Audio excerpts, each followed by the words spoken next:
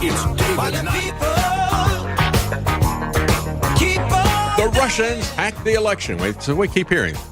And yet, as they say that, they'll come back and say, well, no, they didn't actually change any votes.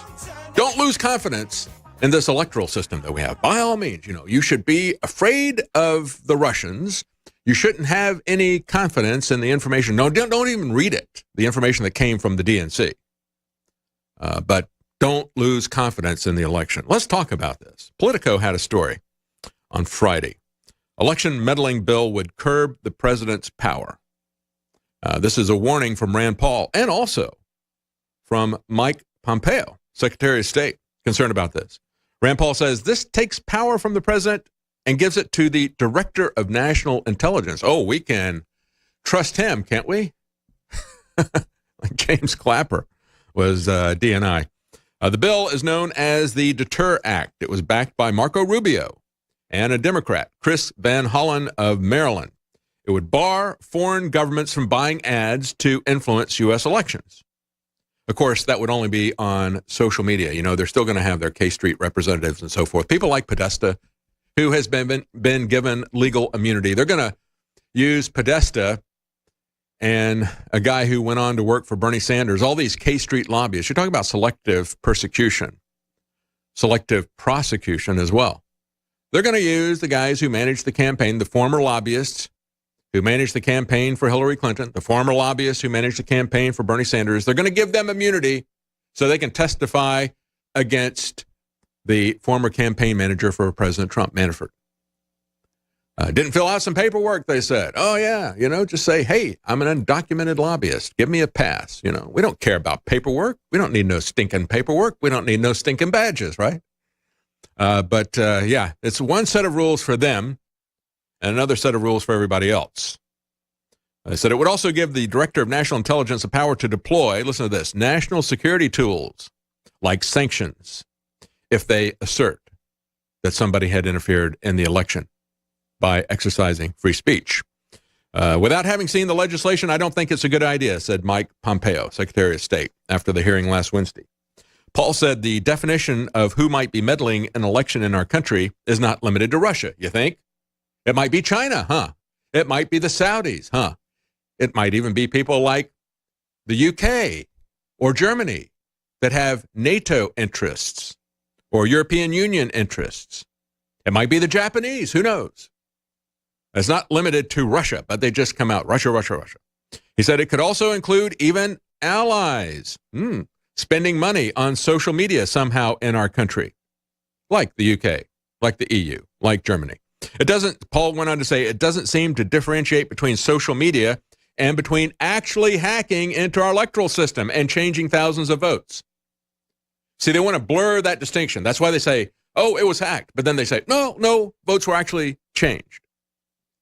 You should be concerned about that. You should be very concerned about that.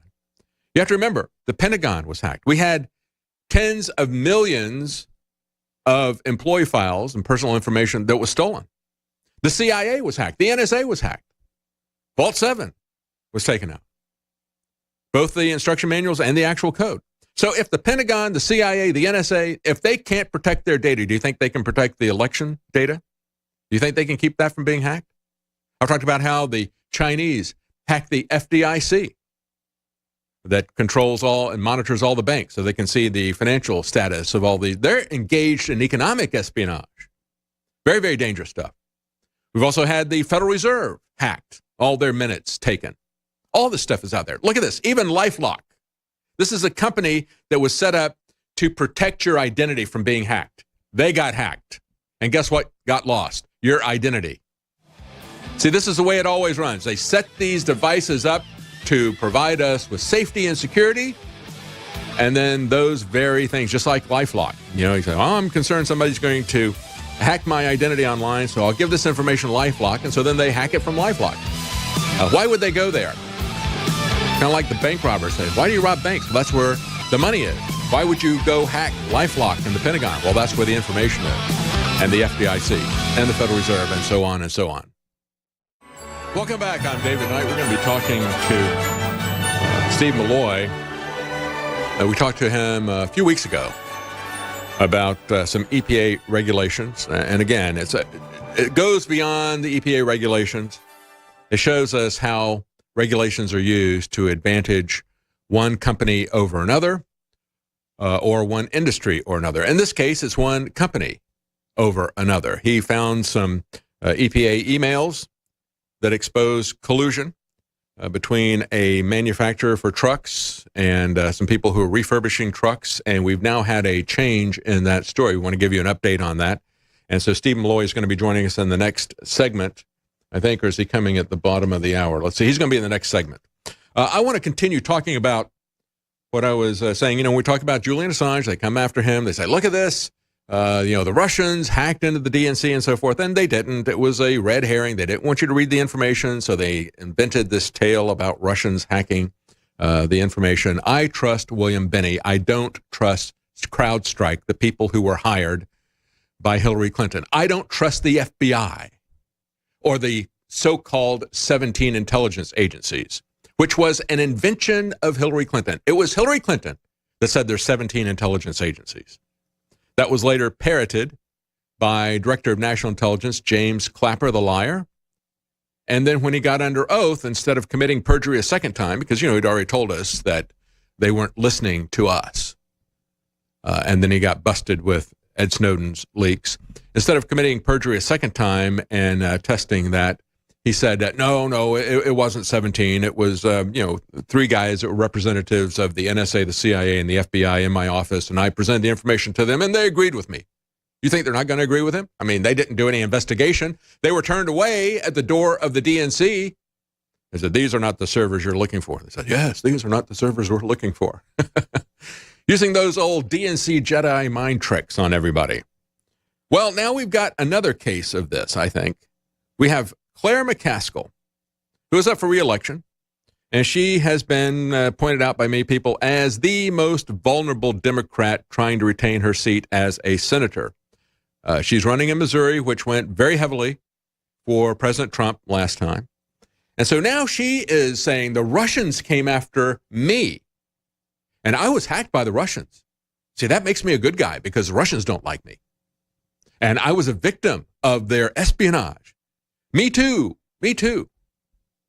Virtue signaling. And this came out after, very, very closely after the fact that she was hit with a report that from the local newspaper that showed that businesses tied to her husband have gotten more than $131 million in federal subsidies since she became a senator. Senator Claire McCaskill and her husband getting $131 million in federal subsidies. A Clinton clone is what she is. And so she takes the same approach that Hillary Clinton did. She said, look at this. They used a sophisticated password stealing scheme late last year trying to get me. What did they do? They did a phishing attack. That's how they got into Podesta's emails. This is not sophisticated, folks. Not at all. They said, we looked at this and we saw that information was targeted by IP addresses, in July 2016. Shortly after I announced that I'd seek re-election for the U.S. Senate, former members of my presidential campaign team who had access to the internal information of my presidential campaign. This is Marco Rubio saying this. See, they're all out there virtue signaling. You got Claire McCaskill, who's in trouble. You got Marco Rubio. The people took a long, hard look at him when he was running for president, and he really started to smell. And so now he's saying, shortly after I terminated my presidential campaign and announced I was going to run for Senate, I noticed that I was being targeted by IP addresses with an unknown location within Russia. Well, if you notice that, that's likely that they weren't from Russia. Because if they were, they're totally incompetent. I had John McAfee on as people were saying, look at this, we have proof. We got intel, showing that it's IP addresses coming from Russia. He said, if that's the case, these people aren't even good amateur hackers, let alone state Russian actors. I mean, if Russia is that incompetent, do we have to worry about them? No, we don't. But it's not. It's not that incompetent. John McAfee said before Vault 7 was exposed, how did we get Vault 7 information? Somebody hacked the NSA and the CIA, somebody who was really good. And he was saying, if you're really good, you're going to make it look like you're somebody else. The CIA is never going to make it look like they're the CIA. They're not going to hack people from an IP address in Langley. They're going to make it look like it's coming from Russia or from North Korea or from China. And they're far more sophisticated than that, as we saw with Vault 7. They can make it look like they are typing on a Cyrillic keyboard or whatever. They can make it look like it's in their indigenous language. That's what they had an entire program set up to do that. It is child's play to reroute your IP address through a foreign place. And so people like McAfee told us about that before. But Claire said, and this sums it all up, Putin is a thug and a bully. Vote for me. I'm a Democrat, right? Russia, Russia, Russia. We did discover a fake Microsoft domain had been established as the landing page for phishing attacks, said Claire, the whiz kid. And so both Claire and Marco Rubio have been victims of Russia. So that gives them their bona fides, right? You can now vote for them. Let's talk about what's really going on here. The non-citizen voting push that's going on in Democrat jurisdictions all across the country.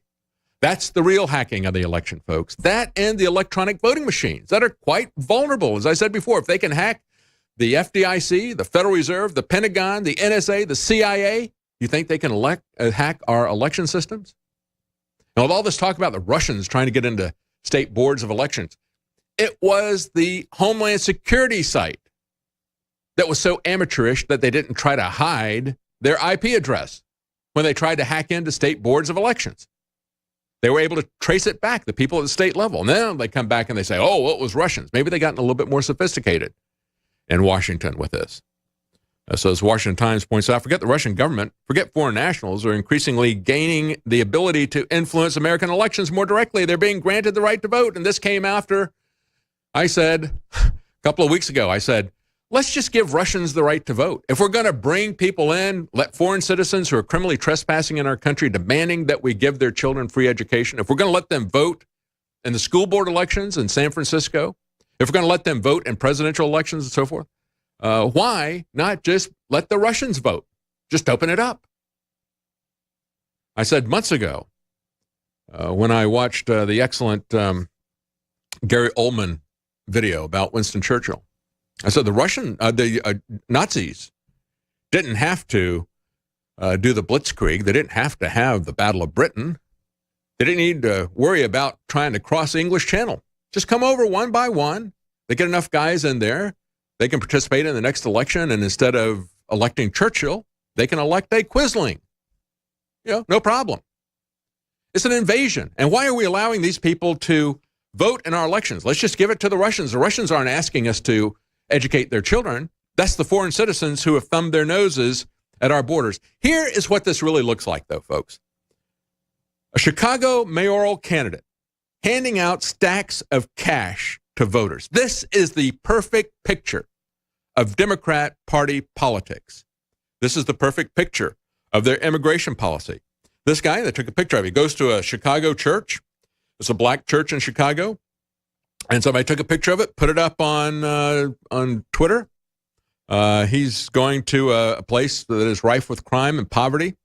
He says, well, my wife and I have been blessed by God, so it's up to us now to continually share back to you. So he's just handing out people stacks of cash. Vote for me.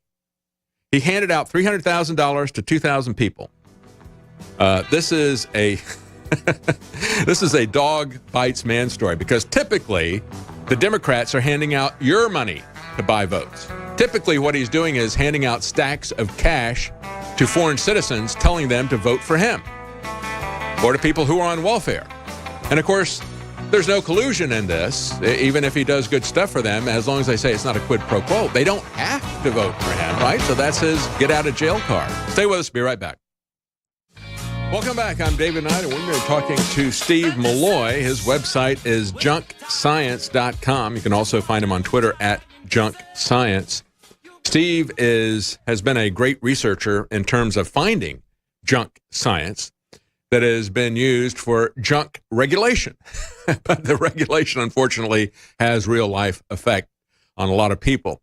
And what we're going to talk about today is something we talked about before Scott Pruitt resigned from the EPA. And there's been an update and a change to this. But I want to go back and refresh everybody's memory, because this is an interesting story of regulatory capture that we always see in bureaucrats and within bureaucracies.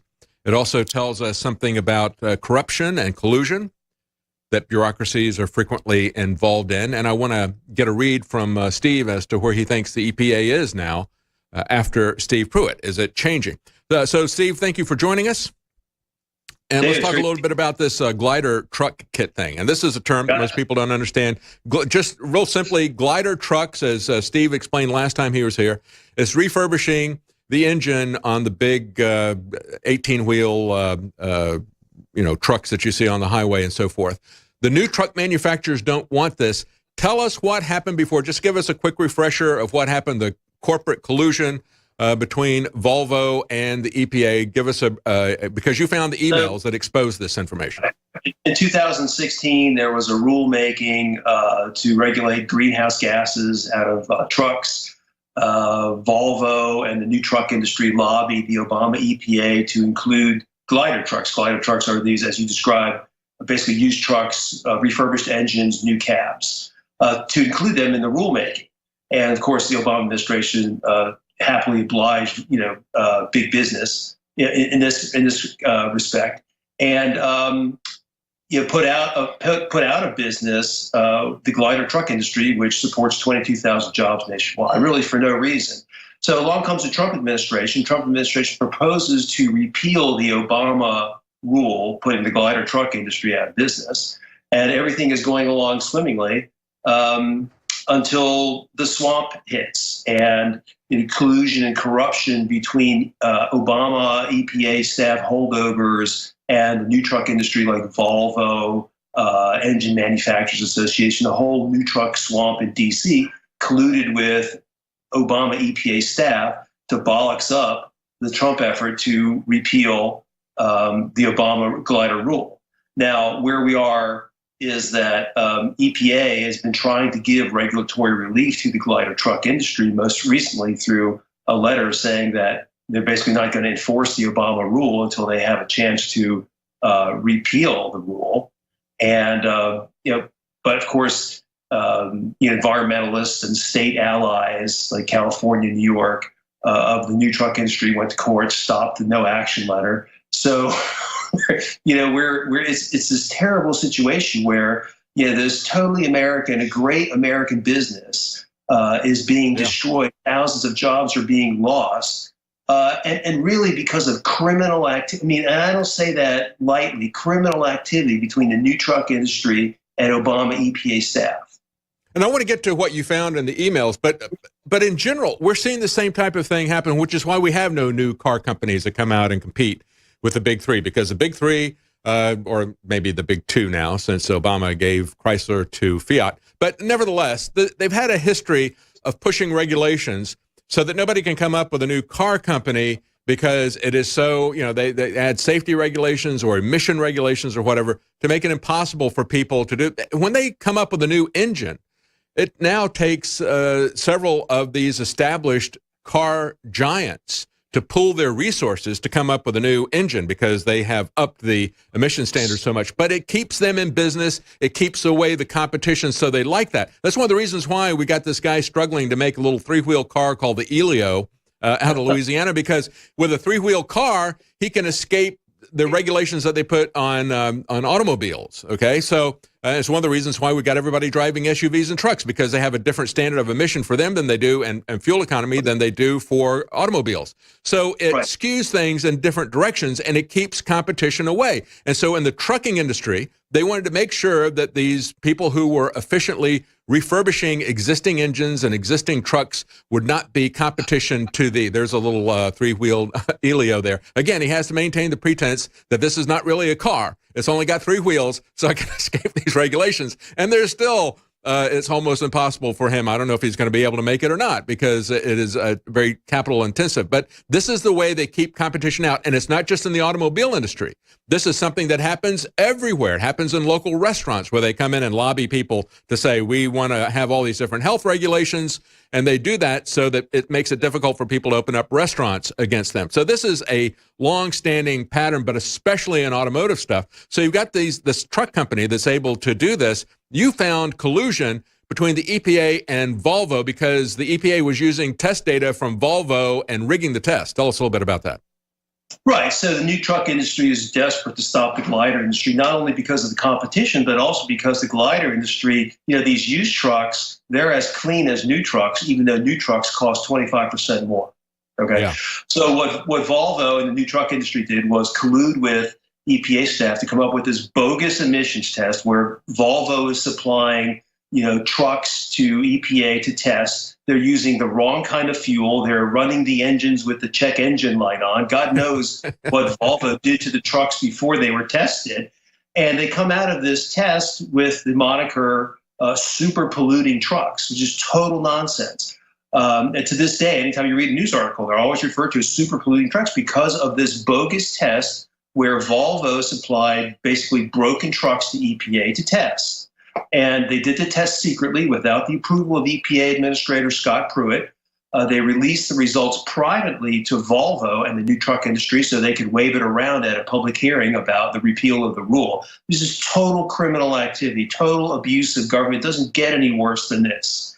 And so that shows us something about the nature of the bureaucracy there at the EPA, that they would collude with Volvo to rig this test. Like we said last time, I made a joke of it. It's like you got a performance thing and you make the you're going to take it around the track and you make the other guy's car, you put little donuts on all four wheels and say, look at that. It thing handles like a dog. And so they rigged this test, gave it the wrong fuel. We don't know what they did to the engine. And there were independent tests that had a larger group of trucks, and they showed that they were identical in pollution of this. But the key thing here is that the bureaucracy is colluding with Volvo and doing this secretly under the table away from the auspices of Scott Pruitt.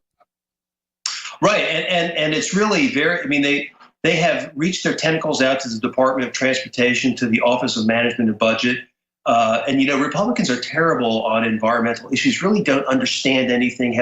For some reason have no curiosity. So it's been really easy for the new truck industry to put the screws to the glider truck industry. It's a very desperate fight. There was an independent test done by Tennessee Tech of glider trucks, and it showed that glider trucks emit about the same as new trucks, even though new trucks cost 25% more. The new truck industry, of course, got involved, started, All right, we got to take a break, and we're going to be right back with Steve Milloy. Again, you can find him on Twitter at Junk Science. His website is junkscience.com. And when we come back, we're going to get an update. What has happened to this after Scott Pruitt has left? Because we've seen the kind of corruption that is within the bureaucracy. What happens now that he's left? And there has been a change. We'll talk about that when we come back. Stay with us. Welcome back. I'm David Knight, and we're talking to Steve Milloy about research that he found emails showing collusion with EPA bureaucrats and Volvo, letting Volvo run rigged tests so they could get rigged results that would advantage Volvo big semi-trucks, diesel trucks, advantage them over an American producer of refurbished trucks that could provide these trucks at about 25% off the price of the Volvo trucks. And they hid all this information from Scott Pruitt. And so now I want to get the information from Steve Milloy. And again, you can find him at junkscience.com, Twitter at junkscience. Steve, when I saw this article, the Daily Caller, they went back and revisited this. They said that the acting administrator, Andrew Wheeler, has decided that current regulations limiting the sale of glider trucks did not warrant a delay in enforcement. Have we seen, with the replacement of Scott Pruitt here, the guy that they were trying to do this collusion under the radar, now that he's gone, are we going to see Andrew Wheeler turn around on these trucks and other things?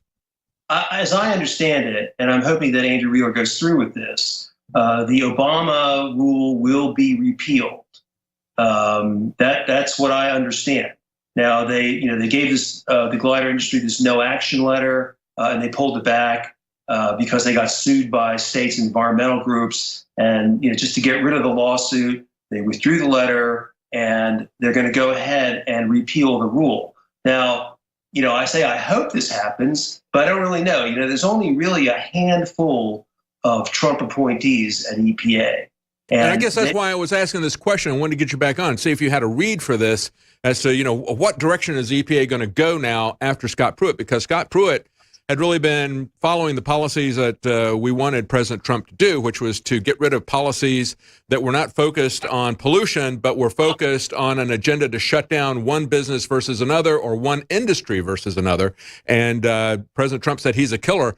But now that they've killed the killer, what happens with the EPA? Do you have a read on this? Here's the problem. I think the Trump appointees want to do the Trump agenda, but the problem is, you have a handful of people running a 14,000 person agency. And so in repealing rules, it takes a lot of work. It takes a lot of know-how about how the system works. And, if the swamp or the deep state want to sabotage whatever you're doing, it can do it. It's done it. And it can do worse. We saw with the criminal collusion on the bogus testing. So, it's going to take an extraordinary effort by the Trump appointees to get this through. I mean, and they do have other things to do. This whole regulatory system has been built up over 45 years. There's a lot to redo, to undo. There's only a few Trump people over there. And so, the glider industry is just going to have to monitor it very carefully and stay on top of things. Because the other side, they are ready to use those 14,000 EPA employees against the Trump administration. I know the president has personally told EPA it wants this glider rule done. But you got those 14,000 deep staters plus the ones at OMB. It's a challenge. And so I guess that's the question. When Daily Caller says the EPA is reversing course, will now enforce the Obama-era regulations, you're saying it's a little bit too soon to make that assessment now. It's a difficult thing because there's so few Trump appointees and such a large bureaucracy that is working against them. But your read on it is that it's too soon to tell if they're going to reverse that or if the EPA in general is going to reverse course after Scott Pruitt. Well, the news about the reversal course is not really a reversal course. The general course is to repeal the rule. And as I understand it, that EPA intends to do that. There was a short-term fix that was tried, but EPA decided not to. When the states sued, they decided not to do it. So the short-term fix is out. Now they're just going for the long-term fix. But the long-term fix has to happen in a time frame that's going to help the glider industry. Remember, the Obama industry effectively killed the glider industry in 2016. We're now in 2018. Lots of jobs have been lost. It takes a while for the glider industry to restart production. This is a challenge, and it's kind of an emergency. And I sort of wish the White House would get more involved in this. I know that the directions come from the White House, but I think that they need to sit on EPA more. Well, it is interesting, and like I said, it is a special case for transportation. I'm concerned because so many of these environmental regulations are being used to shut down our private transportation. I don't drive a semi-truck. I don't have a dog in this fight other than understanding the general issues of collusion between industry and the bureaucracies that they capture, regulatory capture that they talk about. And I'm concerned about that. But I'm also concerned about how these regulations are being used to essentially shut down private ownership. And there's some Obama regulations in terms of the corporate average fuel economy that they upped. And within a couple of years, it's going to be unaffordable to purchase these cars if, in fact, they can even manufacture cars to that standard. That may be one of the reasons why Ford has stopped making cars except for the Mustang, essentially. They're just going to make trucks because they don't have as stringent a regulation. So that's the thing that I'm concerned about, and that's why I wanted to see if there's a read. I know that there's very few people there at the EPA, just like these other places in Washington that are on with the Trump agenda, and I was just curious if the most important person at the top, Andrew Wheeler, how does he stack up with Scott Pruitt? Well, I've worked with Andrew Wheeler closely for a number of years. I think he's a great guy. He has committed to implementing the Trump agenda. He's different than Scott Pruitt. There's no question about that. Andrew has spent his career in Washington, is a little more familiar with what Washington is like, so he may have more success. Scott Pruitt was more aggressive, but I think we're going to get to the same place. But once again, the deep state is just a problem for the Trump administration.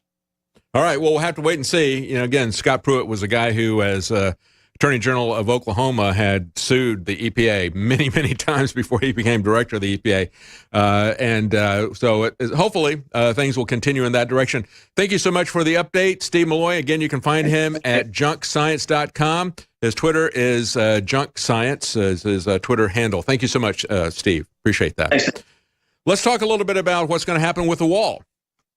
You know, there's been a lot of concern by a lot of people, especially Ann Coulter. She said Trump's poll numbers will go through the roof if he would just build a border wall. She said, I just wish Trump would realize that of all the secret weapons of our secret weapon of Donald Trump, if he had built the wall, the media will go crazy. It'll distract over everything. His poll numbers will go through the roof. Well, it appears that he's doing that.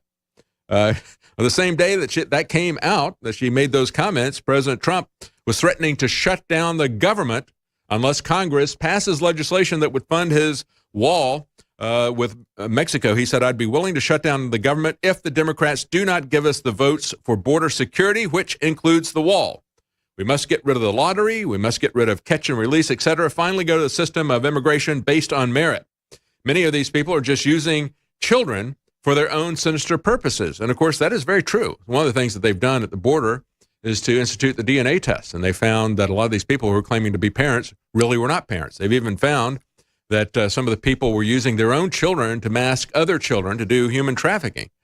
I don't understand. Even as we look at that fake story that was put up by the social media, they used it to make the cover for President Trump, that 2-year-old toddler that came in from Guatemala.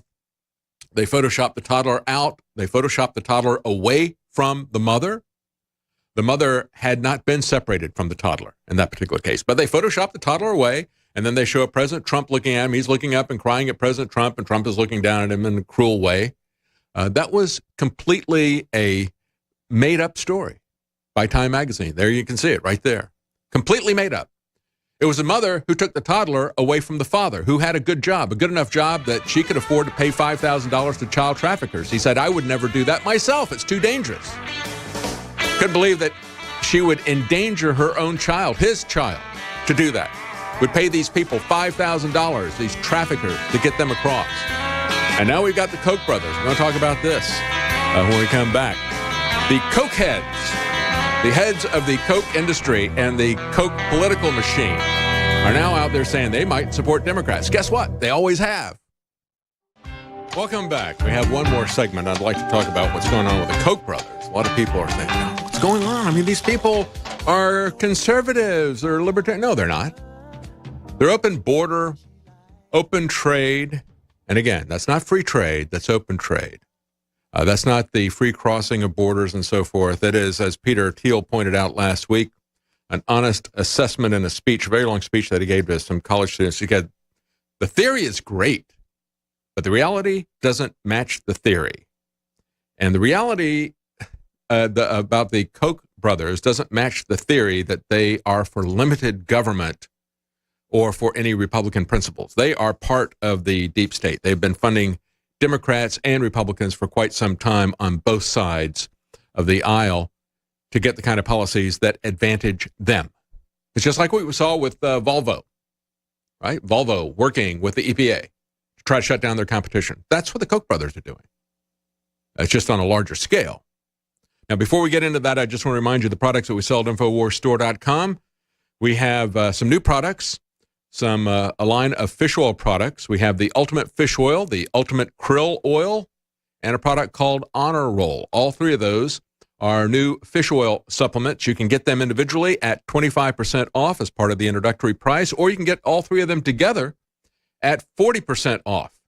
And we still have our new product, Super Silver Wound Dressing Gel, a great way to topically apply nano silver to cuts and to burns and scrapes, other things like that, to keep down bacteria as well as virus. You know, silver is very effective at killing bacteria, but also viruses. You know, antibiotics aren't going to work on viruses, but silver will. So it's a great thing to have that around whenever you get cut, whenever you get burned. Super Silver Wound Dressing Gel, you can get that now at 25% off as part of our introductory price. Take a look at the products that we have at InfoWarsStore.com.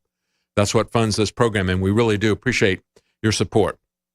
All right, so we have Charles Koch as seeking to declare his independence from the Republican Party, says USA today. Oh, so they're not Republicans now. Guess what? We've been saying for a long time, these people supported Hillary Clinton. They supported the Democrat senatorial campaign and so forth. You have Harry Reid and these other people. Yeah, it's a phony competition when they come out and criticize them. They said, we're going to hold people responsible for their commitments. We should get rid of all barriers except for things that will hurt people. We should let all the goods in. Okay, that's it. And so they're going to find fiscally responsible Democrats that they're going to support. And other unicorns out there. One of the people said, I know this is uncomfortable. If you are a Democrat and you stand up to Elizabeth Warren to corral enough votes for financial reform that breaks barriers for community banks and families, you're darn right, we will work with you. Okay, you go find those Democrats that will do that. Good luck. Good luck. Well, the Democrats are turning hard left.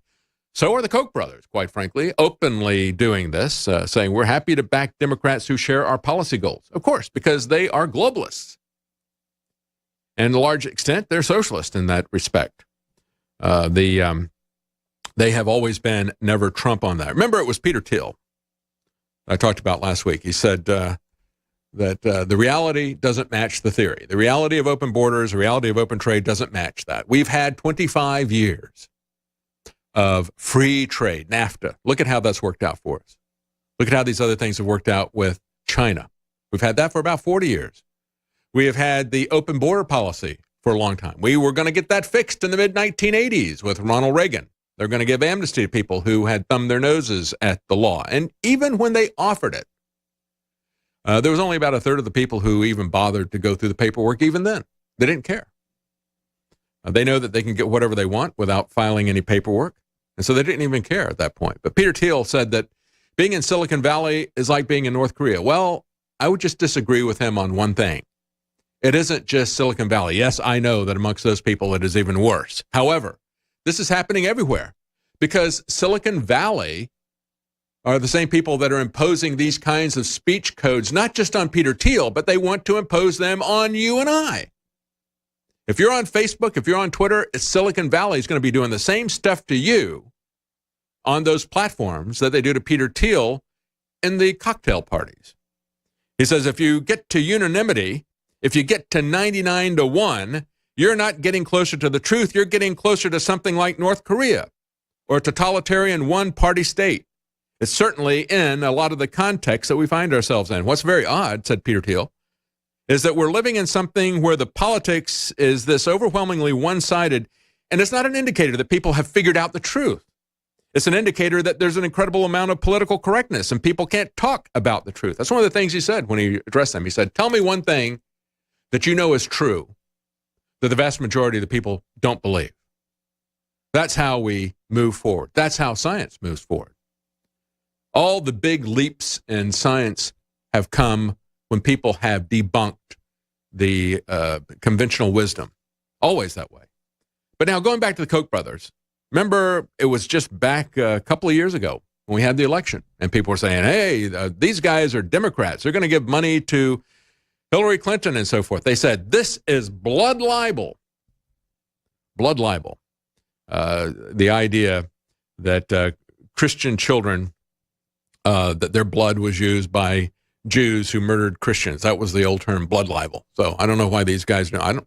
Are they Jewish? I don't know. I don't know. I have to ask Roseanne. She didn't know if Valerie Jarrett was black or not. But I don't know if the Koch brothers are Jewish or not. But they're saying blood libel. So I want to correct a rumor that the media keeps stimulating, and that is that I'm probably going to support Hillary. Oh, they certainly did hate Trump, right? But they did give to Democrats. So there was a reason to suspect that they would do that. 2 years earlier, stories had been run on Politico. It was an open secret that they had supported Democrats quite a bit.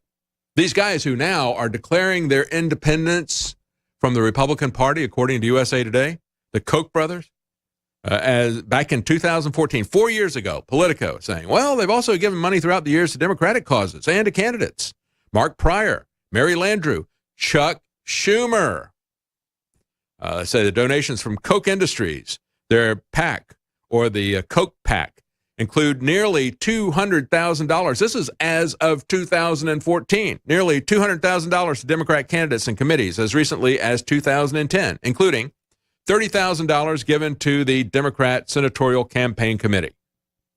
Harry Reid liked to use them as whipping boys, but folks, it is the controlled opposition. They're globalists. They're on the same side on those issues as the other people. You know, when we look at what is happening here, we look at President Trump again, he's saying, I'm going to get tough with these people. They're going to fund the wall or else. And quite frankly, it's going to make them furious, but it would make Trump even more of a hero if he were to stand up and say, the border is a defense issue. I've said this before. If we can't defend our borders, and President Trump has said, if we don't have borders, we don't have a country. So why can't we defend our borders? It is an existential issue. If you can't use the military to defend our borders, then what are we using the military for? Are we just the unpaid mercenaries of the UN? I began the program by talking about the fact that the 50 soldiers' remains that came back in little boxes, draped in UN flags. In UN flags. That's what we use our military for. We are the mercenaries for the UN. We're not protecting our borders. We're not protecting our country. Why can't we put our troops on the border until we can get a border wall built? And why can't we build the border wall out of the military's budget?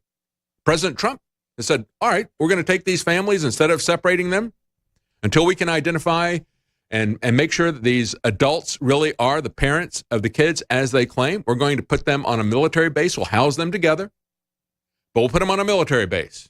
Get ready to accept this. So they're going to do whatever they need to, spend whatever money they need to make that happen. Well, why can't you do that to keep them from coming into the country in the first place? To keep them from exposing themselves to the dangers of crossing the border, crossing the desert and so forth, as we see happening in Europe as people are dying trying to cross the Mediterranean because they're encouraged by the European Union and the open border people like the Koch brothers to make that dangerous journey. You just get across and there's a pot of gold waiting for you at the other side. It's kind of funny as these African migrants are coming in. Now, that one story that was on Drudge, they land on a beach in Europe, in Spain, and it's a nude beach. I mean, literally, folks, Europe is so clueless, they haven't got a chance. They don't even have clothes. They're caught with their pants down and worse, okay? In terms of this open, they haven't a clue as to what's going on. So you got these people landing, and you got naked Europeans there.